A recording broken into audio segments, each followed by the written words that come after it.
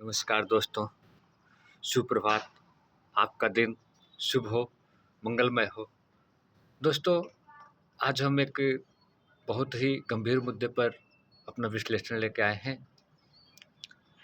जिसका नाम है आतंकवाद। दोस्तों, मेरे दोस्तों ने बताया, तिवारी जी, आज की ये एक दिल्ली में जो घटना हुई आतंकवादी की, उस पर आपने वीडियो नहीं डाली। दोस्तों, ये एक ऐसा विषय है जिसे हम लोग बचपन से देखते हुए आ रहे हैं और ये हमारे पूर्वजों की ही देन है, क्योंकि आतंकवाद का अगर सही इलाज शुरू में ही हो गया होता तो आज इनकी जड़ें इतनी मजबूत नहीं होती। लोग टीवी पर बैठ करके बड़ी बड़ी बातें तो कर लेते हैं, लेकिन उसका सही इलाज अभी तक हो नहीं पाया है।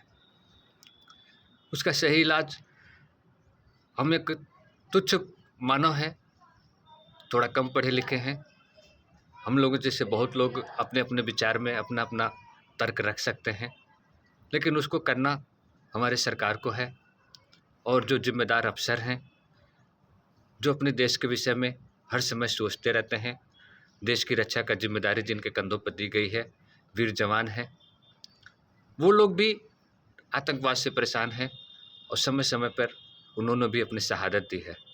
मैं उन सभी को श्रद्धांजलि अर्पित करता हूँ जिसके प्रति जो वीर गति को प्राप्त हुए। लेकिन समस्या ये नहीं है, जब टीवी पर बैठ कर के कुछ लोग आकर के कहते हैं कि आतंकवाद का कोई देश नहीं होता, आतंकवाद का कोई धर्म नहीं होता, बहुत दुख होता है। आतंकवाद का कोई देश नहीं होता, लेकिन कोई देश उनको संरक्षण देता है, कोई देश उनको पालता है, पोसता है। आतंकवाद का कोई धर्म नहीं होता, तब भी दुख होता है, क्योंकि कोई धर्म उनके मरने पर उनका जनाजा निकालता है और उनके शव पे फातवे पड़े जाते हैं, तब दुख होता है। वो आतंकवाद मानवता के दुश्मन हैं, वो किराए के टट्टू हैं, किसी देश से पैसे लेते हैं और किसी दूसरे देश में आतंक फैलाते हैं। ये मानवता के दुश्मन हैं, एक दूसरे को देखकर जलते हैं। उन्हें भारत का विकास पसंद नहीं है, भारत की शांति पसंद नहीं है, भारत की स्थिरता पसंद नहीं है, भारत के लोग एक दूसरे में आपस में मिलकर कैसे रह रहे हैं ये पसंद नहीं है। आज़ादी से पहले इसी देश में हिंदू और मुस्लिम एक साथ रहते थे। मान सकता हूँ कि कुछ मुगल आक्रमणकारी आए, उनका उद्देश्य धर्म को बढ़ावा देना था, देश जीतना था, लेकिन उनके जाने के बाद, अंग्रेज़ों के बाद जब भारत का विभाजन हुआ, उस समय भी कोई आतंकवादी नहीं थी।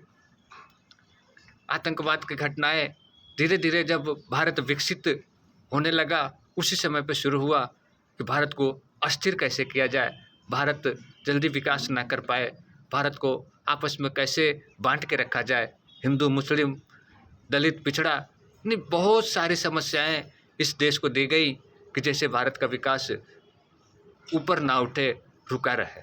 और यह किसी न किसी समृद्ध देश का ही देन है, जो किसी देश का सहारा लेकर के, किसी वर्ग का सहारा लेकर के या किसी पार्टी का सहारा लेकर के इस देश की स्थिति को कमज़ोर करना चाहते हैं।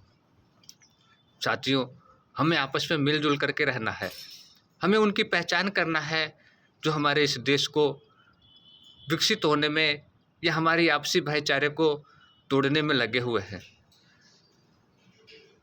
आतंकवाद एक सोच है, उस सोच को हमें जड़ से मिटाना पड़ेगा, क्योंकि आतंकवादी कोई एक आदमी नहीं है, बहुत सारे लोग पड़े हैं जिनके दिमाग में ये पला है कि हमें आपसी भाईचारा पसंद नहीं है, लोगों को तोड़ के रखना है। निर्दोष लोगों को मारने का काम कौन भला कर सकता है? हमें तो नहीं लगता कि कोई धर्म ऐसा सिखाएगा कि किसी निर्दोष को मारिए।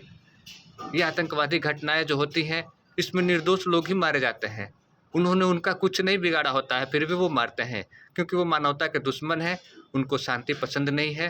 वो मीडिया में बना रहना चाहते हैं कि आतंकवाद का ये जो शोर है वो शांत ना पड़े, चलता रहे, हमारा नाम होता रहे।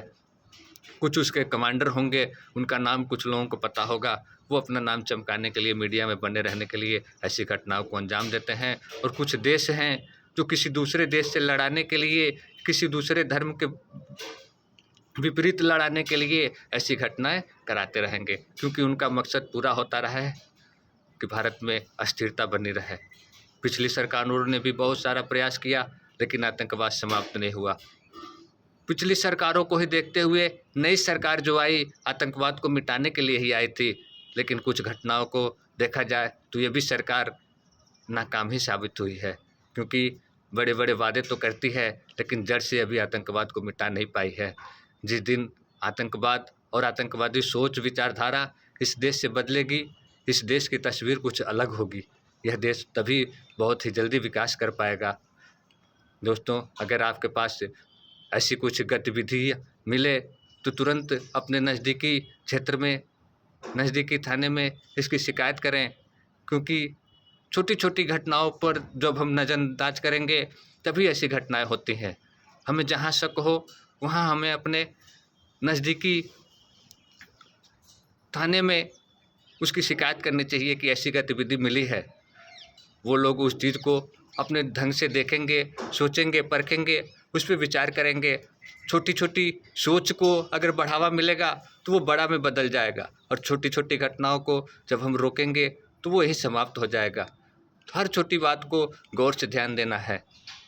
इन्हीं सब शुभकामनाओं के साथ, जिस दिन देश से आतंकवाद समाप्त हो जाएगा उस दिन देश हमारा और जल्दी प्रगति पे जाएगा, हमारा आपसी भाईचारा बना रहेगा। आपको सुबह की राम राम। आगे का प्रभु जी के हाथ में है। प्रभु जी से प्रार्थना है कि हमारा देश और प्रगति करे, आपसी भाईचारा हम लोग का बना रहे। इन्हीं सब शुभकामनाओं के साथ एक बार फिर से सुबह की राम राम। जय हिंद, जय भारत।